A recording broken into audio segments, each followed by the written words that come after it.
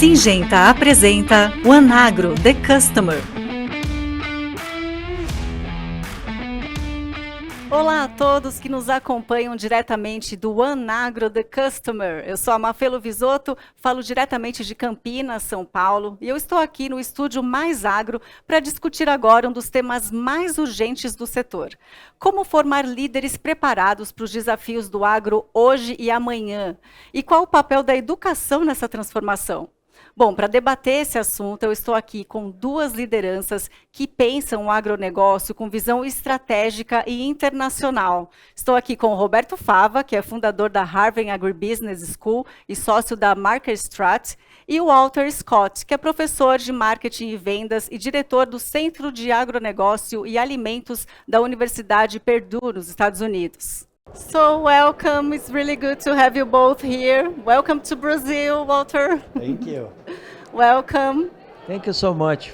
It's a I pleasure know to you be speak here. Portuguese, but the interview is going to be in English, so he can understand everything, okay? Yeah, you understand everything, and maybe I will have some problems, but it's okay. Let's do it in English. Okay.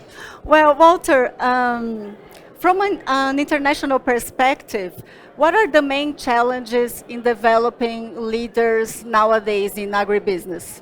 Well, I think everyone would suggest that the uncertainty in global markets makes it very difficult to develop in any area, and for leaders especially, their task is largely to help a team of people adapt within this uncertainty that everyone faces, and that's a challenge.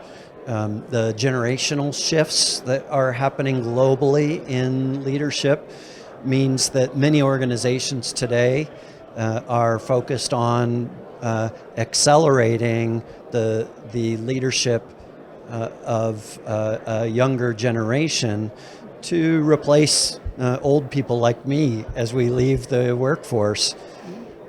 And the skills needed to do that are different today than they were when many of today's leaders learned how to do it. Technology, global markets, politics, Yes. all are affecting their ability to lead effectively. So those are some of the challenges. In many parts of the world, there have been consolidation, and so the organizations that we serve as customers, as well as our own organizations, are changing themselves. So it's the people, it's the organizations, and it's the systems that they work in are all adjusting. And how Purdue addresses these issues? We've been, as a university, in addition to preparing academic graduates, we have worked with industry for about 40 years. So we've had a long period of time to observe some of these changes.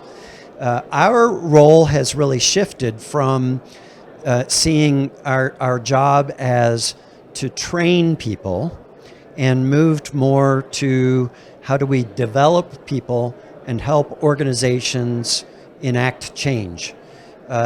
So it's not just as a university we have the information and we give it to people. Mm-hmm. It is much more today a collaborative experience where we work with organizations to understand the systems and contexts that they work in, to figure out how an organization sees themselves as unique in the marketplace, mm-hmm. and to truly understand the objectives for change that they want to have in their workforce. And then we work together to figure out how to make those changes, as opposed to in the old days, we had knowledge and so we teach marketing. Today that's not, there still is that component, but much more it's how do we apply marketing together? How do we help non-financial people be able to make a business case? How do we deal with uncertainty and manage risk together? So whether that is using different methods like case studies or creating experiences. So one thing we do, for example, when we bring leaders to our campus, we teach rowing, competitive rowing. So we teach them how to row together so that they make sure they understand what happens when one person doesn't row effectively, and how do we row as a team as opposed to rowing individually. Many parts of the world are much better at understanding teams. In the US in particular, because we're so competitive, it's very difficult. People are very individualistic, so we have to break that apart.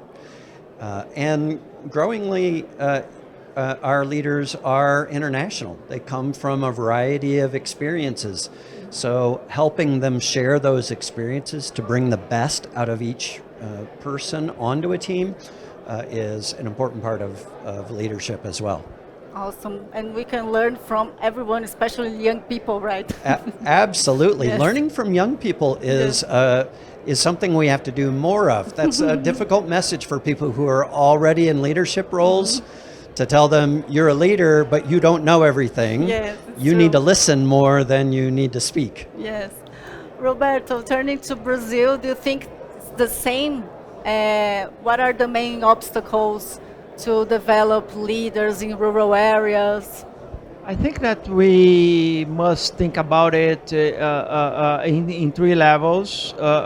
First, of course, is one broader aspect that Professor Scott mentioned is the uncertainty that we are facing nowadays. We are really going through times that are changing so much, are changing fast, and we need to understand. So what it normally did in the past won't work in the future. So we need to understand the environment, the political, the economics, everything that's going on.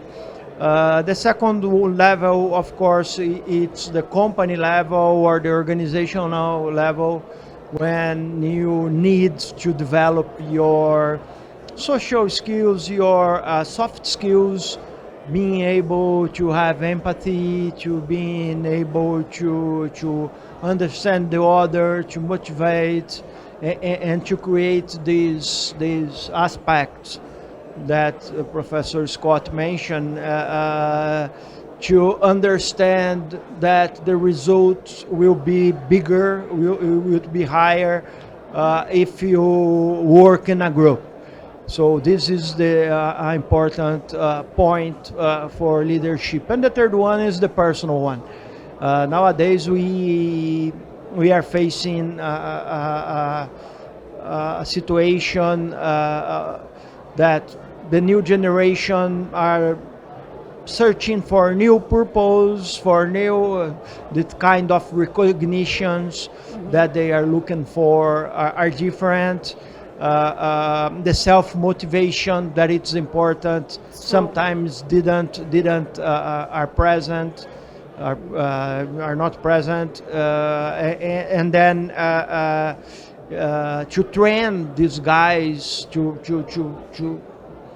make it to have the opportunity to develop these persons, to lead the process. We need to interact in groups. We need to interact with the companies, because being honest, in my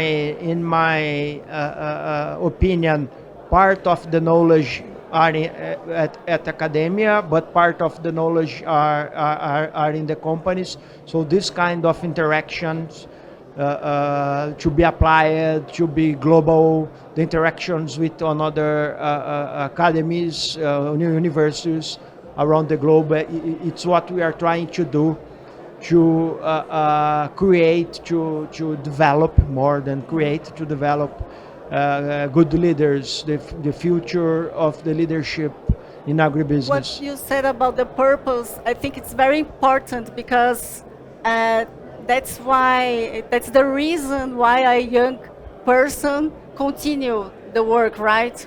If the person believes in what they are doing, what he's doing. Yeah, and as I mentioned during the speech, we are in incredible moments because we have different generations working together, so many technologies, changes coming and going.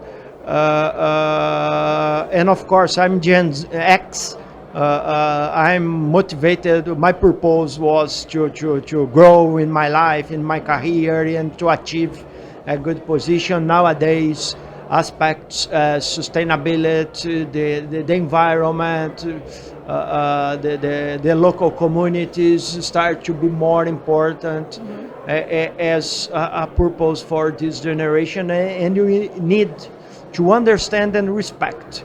Because if you didn't understand and didn't respect, we will not be able to talk with these guys. And this is really, really important in my opinion. Yes, and Harvard addresses these issues.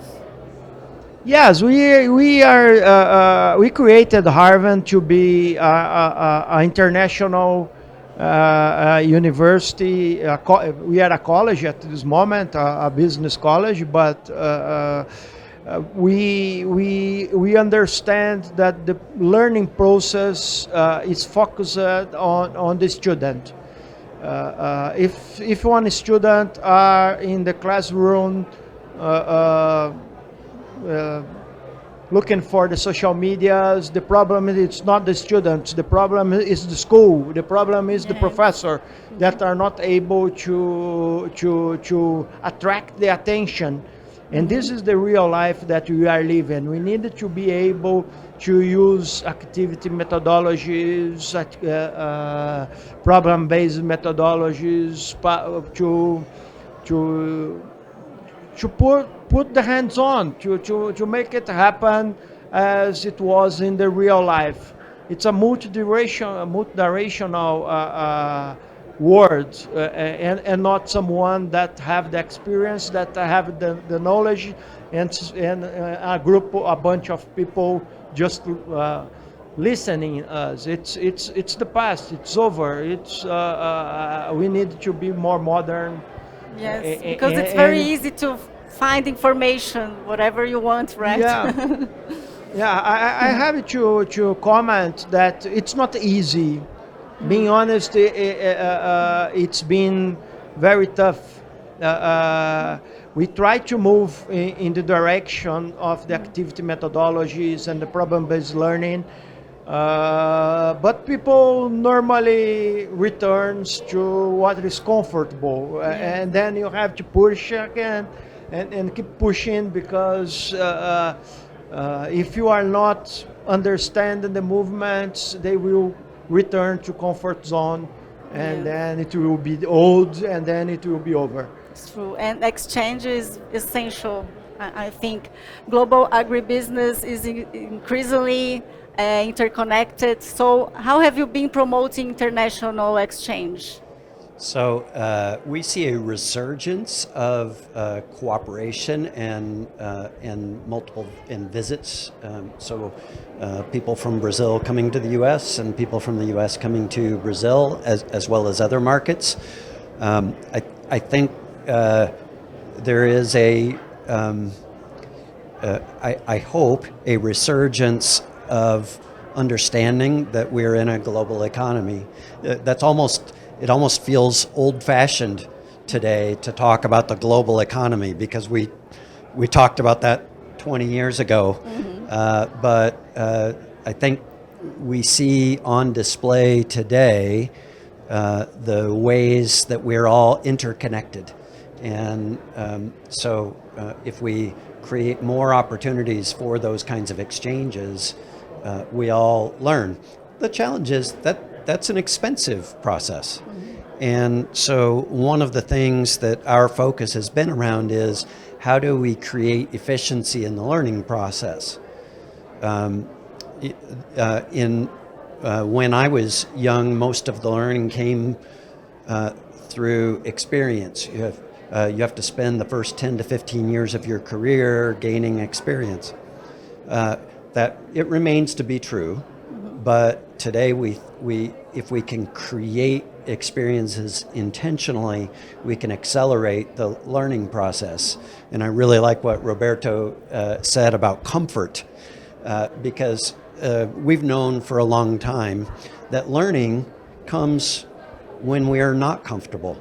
It's what forces our brain to accept and bring in new information. Yes. But for the most part, many of us are privileged enough to not be uncomfortable very often.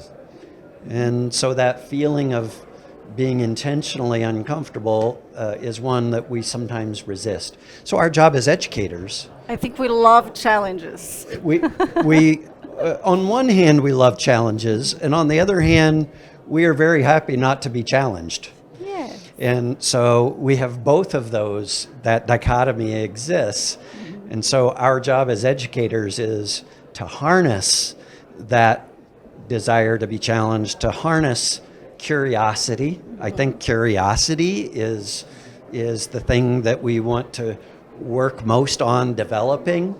I actually see younger learners today more curious than some of the gray hair learners, because I'm at the end of my life. I cannot be curious, and still I will be fine. Don't say that. Well, I should say towards the later If you are years. still curious, you were very alive. I Yeah, think. that's very well put. Right. Thank you. I like that. Yes, if we're still curious, we're still alive. And I Yes. think that's what we So have to teach. what can you learn from Brazil? Oh, so much. First off, the efficiency here. Relationships here. We say relationships are important in the U.S., and they are, but in many ways, both the social relationships and the business relationships between suppliers and producers in Brazil are stronger than we have them in the U.S. We have very much a product focus in the U.S., very much a transactional focus. And that's part of our tradition of efficiency and competitiveness. But we have to work on moving beyond some of those traditions today to try to see new opportunities for growth. So there's much to be learned from Brazil. For us, political uncertainty is relatively new. Brazil has become experts at dealing with political uncertainty. And so, and I say that kind of joking, but not really. It's real. Yeah, and you've been through it and still survive. And so there's a hopefulness around being able for agriculture to continue to survive and grow, even if it looks different. We can learn about soybean production here, to be honest. It's better here than we do at home. We may still have an edge on corn, but that's under threat. So we have to continue to recognize where those opportunities are. And it's not just Brazil and the U.S., it's also Asia, right? Yeah, let me tell you a history here. Of course, you are facing this political uncertainty now that we are born and then raised with uncertainty. 3 years ago, we have a strong connection with Purdue, with more than 10 students, exchange students, and every year we receive a group of the MBA, Agribusiness MBA from Purdue. They spent a week here in Brazil saying what's going on, and then at the end they have to present the results. And I was in the final day to see the presentations, and something happened. The internet is not working, and the printer is not working, and the hotel didn't have the connections, and then the guys, Scott, they started to be like crazy because it's not working. What are you gonna do? And Alan Gray, Professor Alan Gray, was so embarrassed because it didn't work. And I will start my presentation, my discussion with the guy saying, "Welcome to Brazil. Things didn't work. The printer always, maybe the printer is okay, maybe it's not. Sometimes the government is changing everything, and you have to make it happen. Don't matter if you don't have the printer, you need to make your presentation happen." That's a great anyway, and they started to look at me. So this is Brazil. This is the way we face face problems. We have to solve it. We have to fix it, no matter what. And we have our own way to solve this problem. Yeah, we have to solve the problems because if we don't, we are not able to do business. And it's very tied to agriculture, which is exactly like that. I need rain. Now there's no rain. What do? Agriculture has always been resilient. But in the U.S., we've had so much stability for so long. Learning to deal with some uncertainty is an important lesson for us. Yeah. And what are the differences between cooperatives and farms and startups when you deal with problems? Considering Brazil and US? Yes. Okay, the models are really different. I will speak a little about the Brazilian model. Of course, the large scale production system that we have in Brazil, mainly in the Midwest, are not common, are not replicable in US. It's unique. And then when you move to the traditional areas in the south of Brazil, you're gonna find the small farmers, and then the importance of the cooperatives to survive and to have some kind of competitiveness are really important. The startup movement, it's I think that they are passing to a second wave.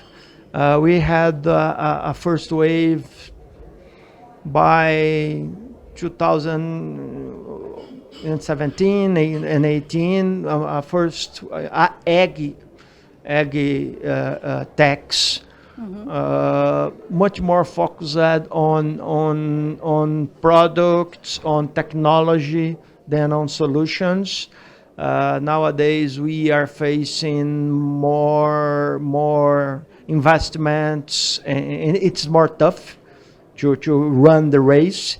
But the ones that are more related with real value add solutions are being able to compete and to grow, because any farmer wake up and say, "Oh, what a kind of technology are you gonna use today?" No, they are not thinking about it. They are just thinking, "How I will produce? What are you gonna plant? How are you gonna sell?" The technology needs to solve a problem of the farmer. If they are only adding costs, they're totally out of the business. Oh, the director just said that our time is, we don't have so many time to talk more. So just to talk about the future, how do you see agribusiness in 5 or 10 years from now?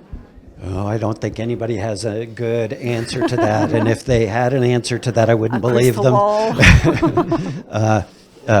How do I see it? I see it different. How different? I don't know exactly. Certainly, AI will continue to play a role. I think one of the strengths of AI is it will allow producers to understand how multiple variables affect production and make better decisions as a result of it. I think the roles that people play within that will continue to evolve. I'm not exactly sure how.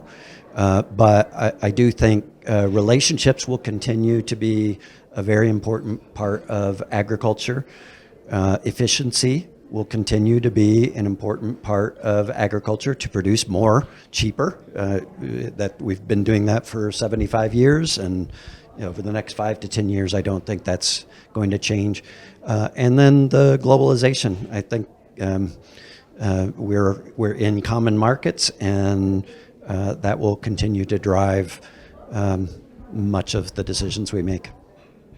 What about your opinion, Roberto? My opinion is the same. It's difficult to think about more technology than we have now. We probably want to have more technology, of course. We need to embrace it because it's going to happen. As I mentioned during the panel, I believe that we are in artificial intelligence moment as the green screen, no personal computers. We don't know how it's going to evolve. It's still a baby, right? It's still a baby. It's like if you have the contact with a green screen, you are understanding what I'm saying. I think that, of course, food security will be a topic because population is growing, of course. So it will take a little time to start to reduce. So we have pressure to produce more. Food safety, it's another problem with traceability, the capacity to bring some certifications and to guarantee that the food is safety. It's important, and then of course we have to deal with the environmental aspects. We cannot say that not is happen. We cannot avoid that. If you are saying that we are blind, yes, it has to be sustainable. Totally blind. So deal with the future generations, with my kids, with my grandson. And it's about you, not about your family. It's more and more important. So we cannot avoid the discussion anymore. It's not only for future generation, but now, right? Yes. Yes. So thank you very much, Roberto. Professor Scott, thank you for your contribution. Obrigado. E obrigada a você aí do outro lado da tela. Neste bate-papo, nós vimos que o futuro do agro está sendo cultivado nas salas de aula, nos livros e nas vivências de hoje. Educação que conecta, transforma e prepara para um amanhã mais integrado e consciente. Para saber mais, acesse as redes sociais da Syngenta. Até a próxima!